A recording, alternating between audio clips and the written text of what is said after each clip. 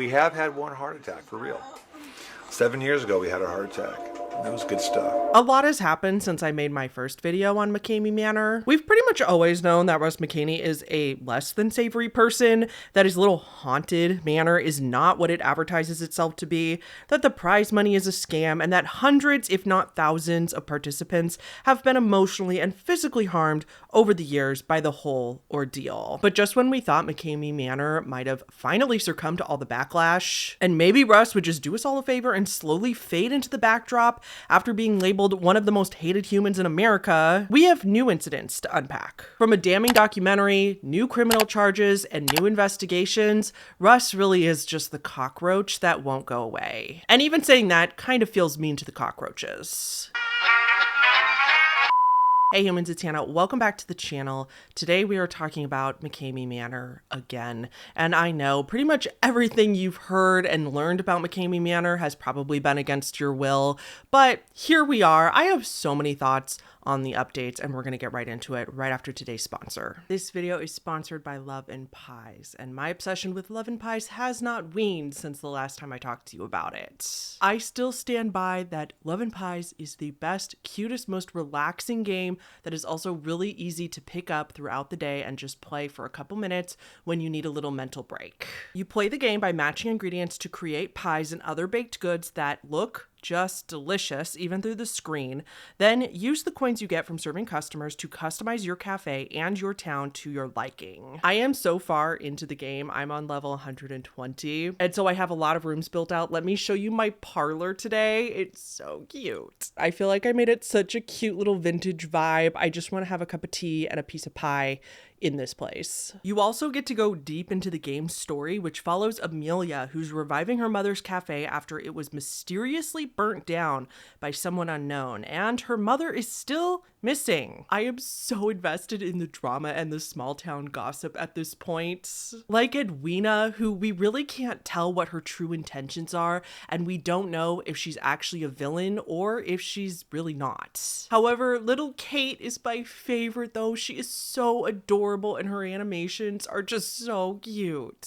Speaking of Kate, are you ready to throw the ultimate Halloween costume party? Transform an abandoned cabin into the spookiest venue in Appleton. With exclusive decorations and a customizable spooky area, this event is the perfect Halloween experience for anyone who loves seasonal immersive content. Everyone in my audience who downloads Love and Pies via my unique link down below or the QR code on the screen right now, play till day 3 and you will receive an exclusive free amazing gift via the in-game inbox message. You will get 200 energy and 50 gems for free, which you will be able to use to jumpstart your progress in the Halloween event. Thank you again to Love and Pies for being a continued lovely sponsor of this channel, and let's get back into the video. All right, so I know that most of you probably already know what McKamey Manor is or are familiar with it. It's been talked about quite a bit over the last few years. However, if it's been a while, if you need a refresher, or if you are new and you don't know what it is, I am going to give everybody a brief rundown so that we're all on the same page. McKamey Manor is an extreme haunted attraction that a man named Russ McKamey first opened at his home in San Diego around 2000 or 2001. Originally and interestingly, even though I feel like this isn't talked about a lot, Russ actually made his home into a haunted house for trick-or-treaters. This whole thing was originally just for kids in the neighborhood to visit a haunted attraction that would be, really accessible and free. So Russ has always really had a passion for Halloween and making haunted attractions, because that was literally almost 25 years ago that he started doing this.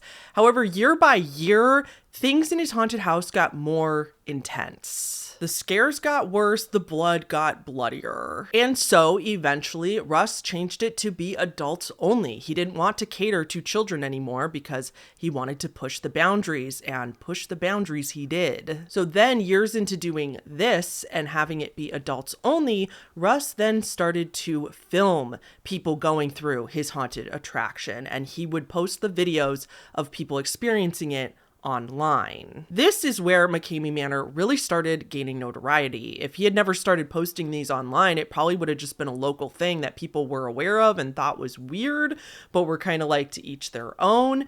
But Russ couldn't help but share it with the world, and that's when it really started to go viral and why so many of us are aware of it now. The evolution from making this haunt for trick-or-treaters to adults only to then touching people and pushing boundaries went on for about 15 years, when in 2017, Russ was essentially forced to leave San Diego, and he had to move his house and his haunt then to Tennessee. I did find a source that said that Russ actually moved to Tennessee because the rent prices in San Diego were just getting too high, which, I mean, fair. But most of the sources say that it was actually due to public outcry because people in the area didn't want him there, and the backlash got too strong, so he finally felt pressured to leave. And in spite of this backlash and criticism that still continues online today, since 2017, Russ has still been going strong as far as we know. He's been still hosting these extreme haunts, and I say haunt in quotes, for a reason. He's been still hosting these since 2017 in his house in Tennessee, and now he even apparently has a place in Huntsville, Alabama. But with the notoriety and with it being more and more well-known online, people that experienced the haunt themselves started coming forward with stories that they were pressured to sign this waiver, and that once they were in, they thought the whole experience was supposed to be living out your own horror movie, right? Instead of the traditional haunt where the actors can't touch you, people who desired more adrenaline and something scarier and to push their own limits as, you know, a personal growth, whatever it may be, people started to learn that it wasn't that at all, even though it was being advertised as that. Now, at one point, McKamey Manor did have a high point where they were thriving. It was a very popular thing. Some people side-eyed it, but a lot of people were like, well, to each their own.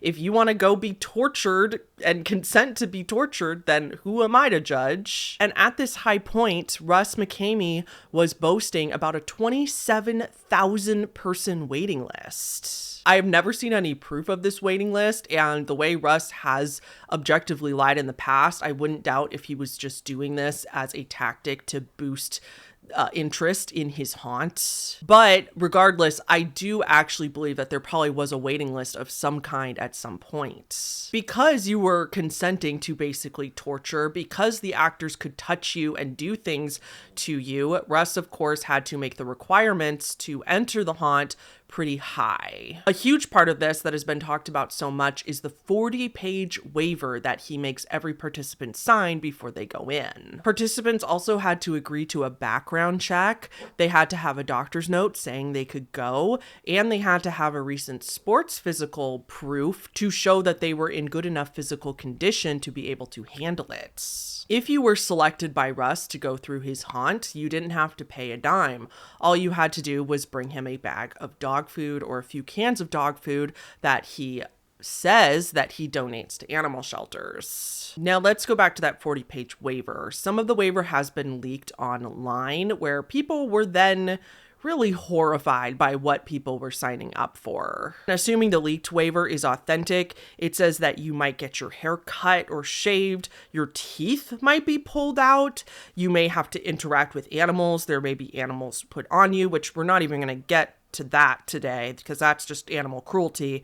But they also agree to be possibly submerged in water or waterboarded, to be trapped in a tiny claustrophobic box, that you may break bones. And it went on and on. This leaked waiver also specifies, of course, that death may be a possibility, along with a myriad of other health complications. Now, some argue that even though this waiver may be real and that people may really have to sign it, that it's part of the experience and that Russ and his cronies never actually go as far as to break one of your bones or possibly actually risk your life. Some people argued that it was just part of the psychological torture that he would inflict on you to make you think that these things might happen. But once you signed this waiver, I mean, allegedly you were in it and you couldn't get out until Russ said that you got out. Russ has bragged many times over the years about how there's no safe words and how you can't just leave when you want to leave. You have to be at a psychological or physical breaking point in order to get out. After all the backlash more recently, people have been given safe words, and that has now been part of the whole thing, is that you're allowed a safe word to get out. But allegedly, many people have said that they've used their safe word over and over even, and Russ ignores them, and it doesn't actually allow them to leave. The haunt was also advertised to last typically 8 to 10 hours. 8 to 10 hours of torture before you were allowed to leave. And then for the tour itself, there have been absolutely countless reports from participants that they did suffer fractures or even broken bones. Reports that Russ or his cronies would literally cut you, sometimes inject you with an unknown drug, force you to eat things, unknown substances, including but not limited to drugs. Russ tries to claim that it's all smoke and mirrors, and again, it's just part of the psychological torture to hear that other people are experiencing these things, but you won't actually experience it yourself. But participants have said otherwise. And we'll talk more about this later, but one of the most damning allegations from multiple participants is that they have even been essayed while going through the haunt. Now, the other big thing that is talked about a lot is that there is this $20,000 prize money, supposedly, if you make it through the haunt on Russ's terms. However, no one has ever won this prize money. It's pretty widely accepted that the prize money is a scam that never existed to begin with, and knowing some stuff about Russ's finances, it's highly unlikely he'd be able to pay anybody that anyway. He just says that as a marketing gimmick. And that is because, allegedly, Russ makes it literally impossible to win. He either tortures you so badly psychologically or emotionally or physically or both that you beg to quit anyway, or he manipulates the situation so you can't win. He's extra hard on people if they are doing a good job through the haunt and don't ask to quit, so he'll just make it worse and worse until you don't want to continue, even though it has been alleged that Russ picks people that are easily manipulated to begin with so that they won't make it through anyway. But even if people beg to keep going, Russ will disqualify you for some reason. He will find a way to make it so you don't win. This prize money doesn't exist. And if you want more proof of that, I'm not going to go into it in this video, but another YouTuber on the platform named Reckless Ben made a really great series on McKamey Manor where he did actually go through it and actually got Russ to bring him, and it's the whole thing with he changed the NDA to trick Russ into signing something. It's a whole adventure. I'll have it linked down below, but if you want to see more hands-on about what it's like to go through, then I would definitely recommend his videos. So that's McKamey Manor in a nutshell. He keeps calling it a haunted attraction, and I keep saying that. Remember, I'm saying that in quotes every time I say it, because it's not a haunt. And a lot of people just call it a legal torture chamber, and I would agree with that. For something to be a haunted attraction, it needs to have, you know, ghosts, paranormal haunted stuff, zombies, witches, creepy imagery, stuff like that. So let's talk about everything that has happened since all of this blew up online around 2019. As many of you know, in 2023, Hulu came out with a documentary about McKamey Manor. It was called Monster Inside America's Most Extreme Haunted House, which, I'll be honest, I didn't watch it, even though I should have for this video. I was going to, but then I saw the reviews, and the reviews all say it's really bad. But I was in it, actually, for exactly 1 second. They took a tiny clip of my YouTube video from like 4 years ago. But I digress. The 2023 documentary from Hulu was actually very significant in this entire timeline because it actually prompted the Tennessee Attorney General's office to start and open an investigation on Russ. They saw the stuff in the documentary and they became concerned that this was in the area, and they actually opened an investigation. Now, the legal proceedings are ongoing, so there's not a definitive conclusion as of now, but the Tennessee Attorney General may have grounds for legal action down the road. The main argument being that there is proof for lack of safe words and lack of letting people leave when they ask to leave. Like I said earlier, Russ reportedly does have safe words now, but a lot of participants say that they use them and Russ ignores them. If they can prove that Russ actually does ignore safe words, this may be grounds for essentially kidnapping. Remember how much we've learned about the law in 2024? A lot regarding Mr. Beast, for example. We have learned through the Mr. Beast debacle that just because you sign an NDA doesn't mean that nobody can ever say an ill word about you ever. NDAs are often pretty much just scare tactics, because if somebody is committing a crime against you, if you report it, you're just following the law and you're not breaking an NDA by reporting a crime. Now, let me give you another example to help illustrate why Russ may actually be doing illegal things. Say we have a couple, a cis-het couple, woman and man, that are together. They've been together for a while and they decide, they have a talk one day and say, hey, we're actually really kinky. What do you feel about that? And the other partner goes, oh, me too. I can't believe we've been dating so long and we haven't talked about it. Let's talk about it. And maybe that couple is exploring BDSM. Maybe they're exploring some raunchy and, pretty intense role plays, right?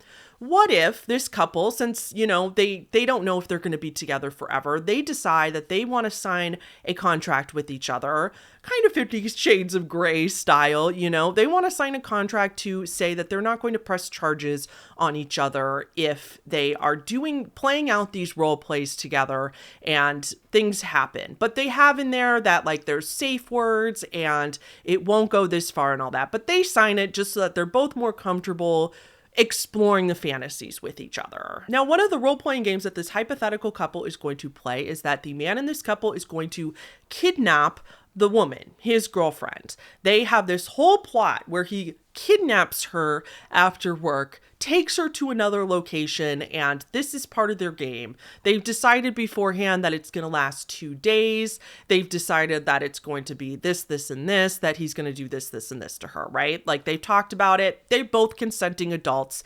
This is legal. This is fine. It's none of our goddamn business if people want to do stuff like this, right? They are both consenting people. They're in their 30s, hypothetically, totally fine. But let's just say in this hypothetical situation that the boyfriend is secretly evil. He's secretly harboring violent thoughts for the girlfriend, and he decided to pretend like it was just a BDSM thing or just a role-playing thing. And it was just a game. We signed a thing. It's fine. I'll take care of you, right? And when the game is over, the girlfriend is kidnapped, again, what she thinks is just a game, in a warehouse. And all of a sudden she's like, okay, game's over. And the boyfriend says, no, it's not actually. I'm going to keep you here. You are for me now, basically. I'm going to hold you here against your will, even though you've used the safe word, you've asked to leave. But sorry, you signed a contract saying that I could do this. So if you ever bring me to court, it's not going to hold up, because the judge is going to be like, well, you're a consenting party, so I can now do whatever I want. Now, this hypothetical situation has a happy ending. She is rescued. However, she has quite a few physical and emotional scars, but she does make a full recovery. Now, pop quiz. Could she sue that man for kidnapping still? Yes. Given the way that our society often treats women, would the judge still look side-eye her and probably victim blame, and the defense team would also victim blame? Probably. That's why Russ is not in prison right now, because the legal system is flawed. However, this hypothetical situation would still be illegal. Most people would agree that it is no longer a game if the game was over and the person flipped from being in the game to out of the game and wanting to leave. All that to say is that just because two consenting adults do things to each other of a various nature, whether they are eschewal or not. The point of this law is that adults can also withdraw consent at any time. That is what consent is. You can consent to something all you want, but the person that consented is allowed to withdraw consent at any time. After they withdraw consent, it is no longer consensual. So does that make sense with Russ? Yes, these people sign waivers. Yes, they agree to something. But sometimes people don't really understand what they're agreeing to. They do think they're agreeing to something. Russ presents it as something, but then when they actually get there, it's something completely different. And they're like, okay, never mind. I don't want to do this anymore. And if he ignores their safe word or ignores their pleas to be released, then we have crossed a boundary from consent to non-consent. Anyway, so that's the Tennessee Attorney General's office that have opened an investigation, and the investigation is ongoing. There's been no conclusions as of now for many reasons, which we'll talk about. I do want to mention that there is a lot of public outcry. It's not just governing agencies. There is a petition that was started in 2019 that has almost 200,000 signatures on it. I will link that down below if you guys want to sign it. Since it started in 2019, I'm not sure it's done too much other than it is important to sign petitions still because it does help in court and stuff. It's obviously not going to make or break a case, but it is important. If there's hundreds of thousands of people saying that this is not okay, it might help governing agencies take it more seriously, right? So I still will link that down below. Okay, so in March of just this year, 2024, Russ actually sued the Tennessee Attorney General's office. I will also link it down below if you really, really like reading legal documents. I read most of it. It's fascinating. Russ is something. But the TLDR is that Russ wants the Attorney General's office to leave him alone. He claims that the Attorney General is violating his rights as an American and basically is asking that they leave him alone. I didn't see too much about money, but I'm not a lawyer, mind you, so maybe I missed that in the legal document. But he basically is asking that they leave him alone because they're violating his rights, and he's doing that because he doesn't want them to get more access to his house and therefore his documents and therefore evidence against him. But LOL, the judge dismissed this case in August of 2024. So then Russ has also tried to sue Hulu. He sued Hulu for making that documentary about him, which I think most of us saw coming, and I think Hulu probably was not surprised. But then, shortly after that, Russ voluntarily withdrew his lawsuit against Hulu as well. We don't know exactly why, but I can only imagine it's because he realized that they have really deep pockets and that he probably didn't have much of a case and that he would be wasting a lot of time and money that, frankly, he doesn't have. So as far as I am aware, Russ only has one lawsuit currently open with Justin Yaris, who was a participant in the documentary and was interviewed in the documentary. And as far as I know, that suit was not dropped, and that is also ongoing. Russ is basically crying defamation every time he files one of these suits. That's what he accused Hulu of doing. And then he probably again learned that defamation is very, very hard to prove. In July of 2024, just this summer, this is probably the craziest part, Russ was arrested, but not for McKamey Manor. Russ was arrested and charged with attempted second-degree murder, R-word, and domestic assault against his partner/girlfriend. You guys know me. We believe victims on this channel. I 1000% believe Russ's girlfriend or ex-girlfriend when she says that this happened to her, especially because we know the type of person that Russ is as well. However, for legal purposes, we have to say that all of those allegations are alleged, and of note, the charges were dropped and Russ was released from jail shortly afterwards. He never had to go to court or a trial or anything like that. But it's only a matter of time before that probably happens again, in my opinion. So because of Russ getting arrested, nobody's gone through the haunt in months, right? It closed down for a while because Russ was in jail / dealing with the legal system. But now the reason this has all come up again is because apparently in October of 2024, this month, like right now, Russ opened his doors again after he got out of jail and after the charges were dismissed. He opened his doors again, and for the Halloween season, he is still seeing people through the haunt and still has his attraction open as we speak. So that's where we're at now. I want to talk about my opinions because I have so many thoughts and analysis on this entire thing. And that's really what y'all are here for, right? So first of all, I want to talk about the victim blaming that goes on. I know that a lot of people, it's really tempting to be like, well, why did these people sign up for this? Like, if they don't want to do this and then they're surprised that they get torture when they signed up for a torture event, why are they surprised? Why are they so mad after it happens?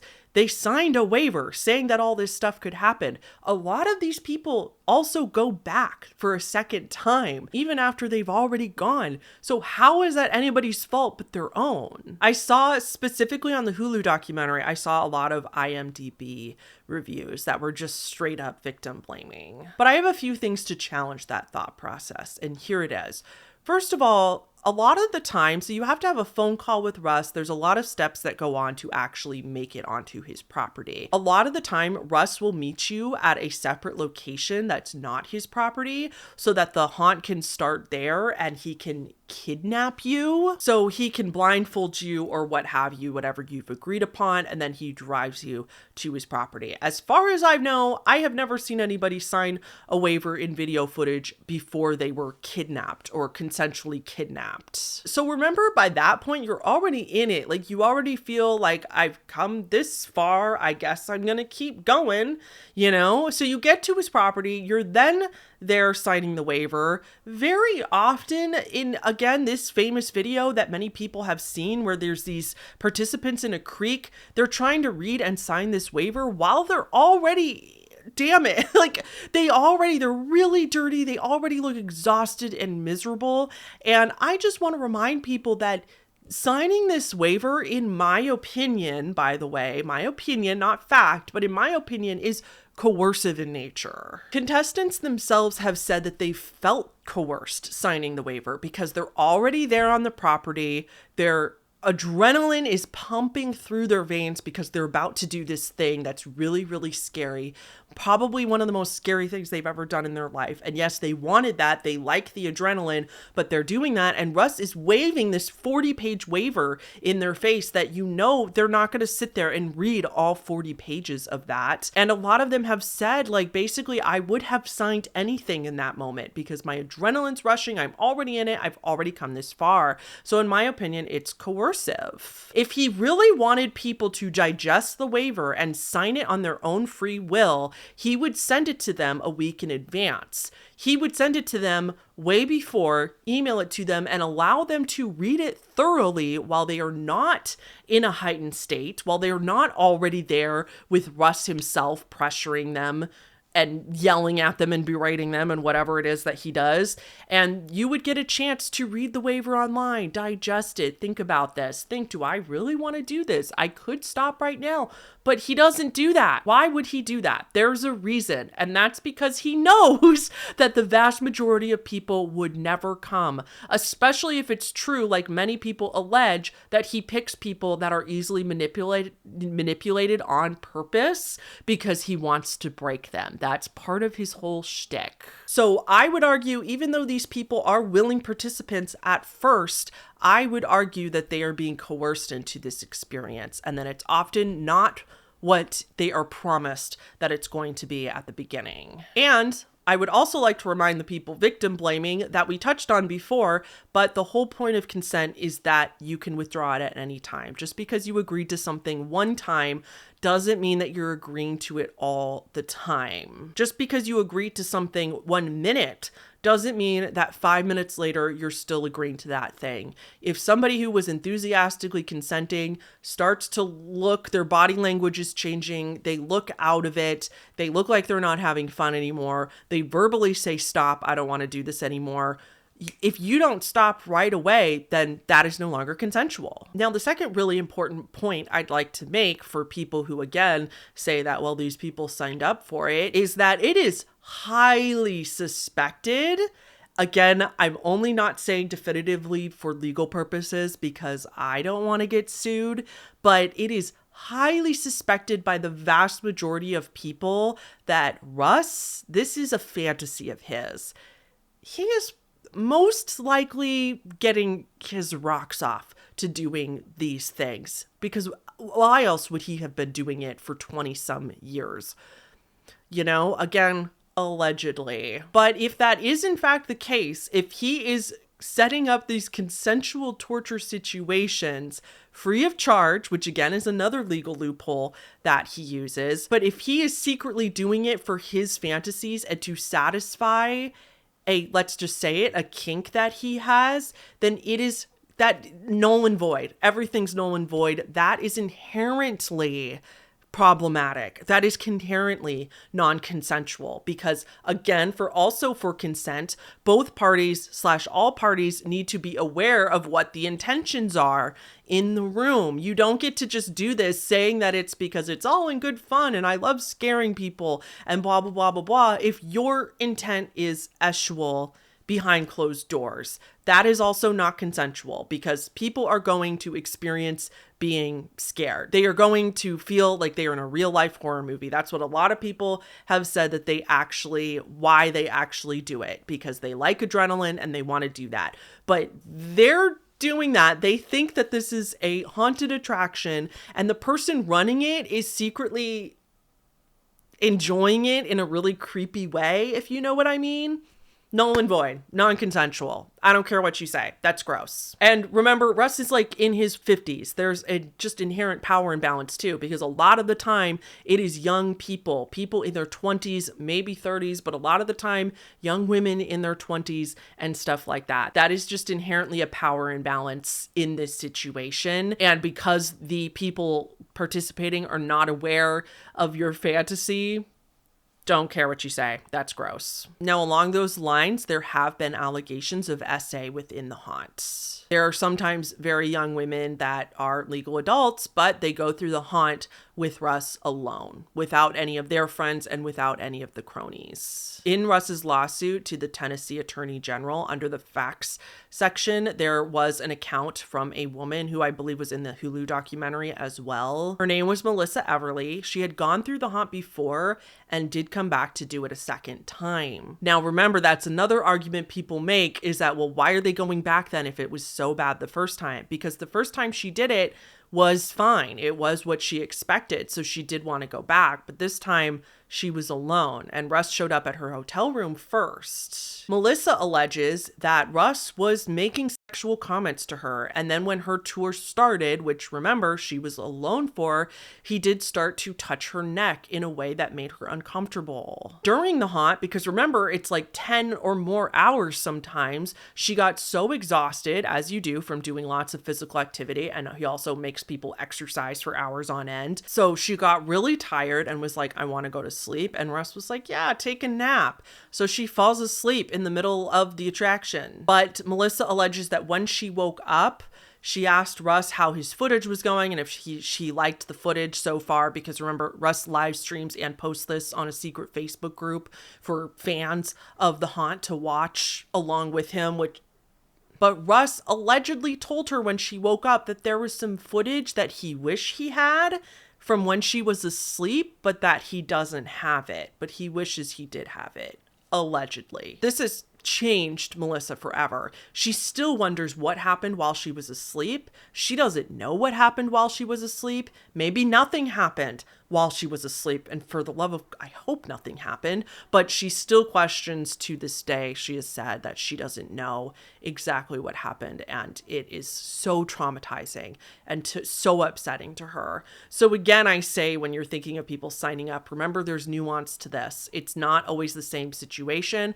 And often people go back because the first time it was good. And then the second time they have allegedly illegal things happen to them. And remember, Russ also allegedly seeks out people who are easily manipulated and weak, and who he views in his mind that he will be able to break fairly easily. He does that on purpose. And last, I just want to say that also remember that his employees, his cronies is what I call them, the people that work with him to do the haunt to other people, to torture people, they're not trained to do this in a way that couldn't cause serious harm.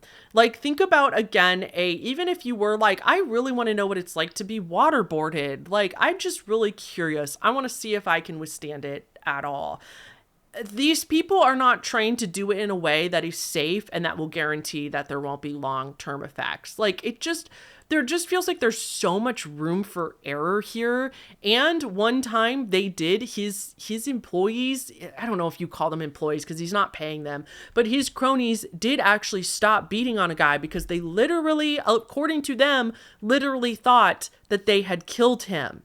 And he woke up, but he was pretty much unconscious, and that's when they stopped. So that's also a big part of this, is that, again, people can consent to this all they want, but when they're in it, some people probably assume that the employees are like somewhat trained to only go a certain amount and not cross a boundary, and they don't seem to do that at all. And the type of person that would sign up to do this in the first place is inherently scary in itself. My thoughts on Russ as a whole is that I think we need to shift our opinions about people like Russ in the same way that I personally believe we need to shift our opinions on serial killers. I think it's important to demystify criminals, violent criminals, and serial killers. So I think it's really important to spread the narrative that, Ted Bundy, he wasn't that smart. Like, let's be real. People think he was so brilliant for getting away with it so long. He wasn't brilliant at all. He was a stupid shit. He was so stupid. If he had carried out those same crimes today, he would have been caught so instantly, because it was in the 70s, 80s, before DNA was really, really prevalent, before a lot of the technology that we have now is prevalent. And he's not smart. No serial killer from decades ago was smarter than anybody else. They just simply weren't caught because the technology and the training that detectives have nowadays has evolved over the decades. And really, Ted Bundy is an ugly, stupid loser. And I think we need to stop putting serial killers on a pedestal of oh, they killed so many people. Oh my God. That's so morbid and dark. And we glorify it, right? We glamorize it. There wouldn't be so many movies about serial killers if we didn't glorify it in our heads, and we make it they have superpowers, right? They are definitely not what a normal person would do. But I think we need to stop looking at them like this big scary monster in the closet that's so different than humans. Nope. Just a loser. Ted Bundy, Jeffrey Dahmer, Golden State Killer. Have you seen the Golden State Killer in court nowadays? It's absolutely eye-opening to see him in such a state of just a pathetic state. That's what we need to look at. They are not these all-powerful beings. They are literally just people that do absolutely evil things to other people, and that's all it is. We need to stop putting their shit in museums and stuff. I went to the Zach Baggins Haunted Museum in Vegas a year and a half ago or so. And that was one of my biggest gripes with it, is that Zach Baggins has an entire room devoted to stuff he's collected from serial killers, including John Wayne Gacy's, some of the paintings from prison that everybody goes nuts for and thinks that it'd be such a cool thing to own, some of the ashes of somebody else, and just all this memorabilia and shit. And I'm like, huh? This is not cool at all. This is not interesting at all. Think about family members going into a room like that, and everybody in there is oohing and aahing over somebody who killed their loved one. Gross. I think it's the same energy here. And I'm not equating Russ to a serial killer, to be very, very clear. As far as we know, he has never actually ended somebody's life, which is an important distinction. That is different. I'm not saying that he is a serial killer or that he equates to a serial killer. Hi, quick correction kind of on that, because I know a lot of people are going to be confused by that statement if you are deep in the sauce of the lore, he has admitted that people have died during the haunt, and said even in one video that like 3 people have died during his haunt. Absolutely. We torture him. And I'll tell you this, I'm okay with this. We've had 3 people die at McKamey Manor, and you know that's the way it happens. That's why I told you have to be careful and listen to directions. I don't want anybody else dying there. We've had 3 people die who didn't follow directions. But I couldn't find any actual evidence of that, and couldn't prove that that wasn't just Russ trying to sound like a badass or trying to make it sound a lot more nefarious or something like that. I couldn't find any definitive proof that that his haunt has resulted in anybody's death. So that is why I said that. I know that sources kind of differ on that, but there's no proof that I could find of any accounts of people actually losing their lives. So, okay, back to me. But I'm saying we need that same energy where we demystify this whole thing. This whole thing is not a mystery. It's not this. This is what we see in the promos, is all this crazy stuff, and it's a real horror movie that people experience, blah, blah, blah, blah, blah. Well, this is what it is in reality. Paint and glitter. Would you please paint them up good? Awesome. It seemed like he was just having the time of his life. I feel absolutely terrible for those people, but it is not glamorized the way he puts in the videos. This is not some magical, crazy haunt that will just change your life. It's just a loser that is trying to find a loophole to play out his own fantasies. And lastly, I would like to remind everybody that I'm not kink shaming here. Like I have hopefully made clear in this video, my problem is that Russ has not done these things consensually. This has been inherently coercive in nature. And if you guys are into this kind of stuff with consenting partners, with other consenting adults, that's none of my dang business. No shame in that whatsoever. Just make sure that consent is actually consent, and make sure that everybody is happy, healthy, and comfortable in those situations. So my last question to you guys is, tell me what you think in the sense of, why doesn't Russ just shut this down? Do you think that his ego is just too high? Do you think that he's just surrounded by yes men and that's why he never shuts it down, because there's so many people that are like loyal fans of his? And like, why does he fight so hard to keep it open? He's not making any money. He gets tons of backlash. He's got government agencies investigating him. He's been doing it for over 20 years. You'd think you'd get bored of it eventually. Why not just retire from all this? Let me know what your theories are on that down below, because that is the one question that I really don't understand, is why is he still doing this? Why doesn't he just let it go and fade into the background? Okay, guys, that is going to be it for today's video. Please don't forget our sponsor, Love and Pies today. Best mobile game ever. And please like the video just to help the channel. Don't forget our merch, which is down below. The Camping Cryptids is still for sale. If you would like to grab yours, go check out and see if there's a design you like. And I will see you all in the next one. Thank you so much to all the patrons on the screen right now. And okay, bye.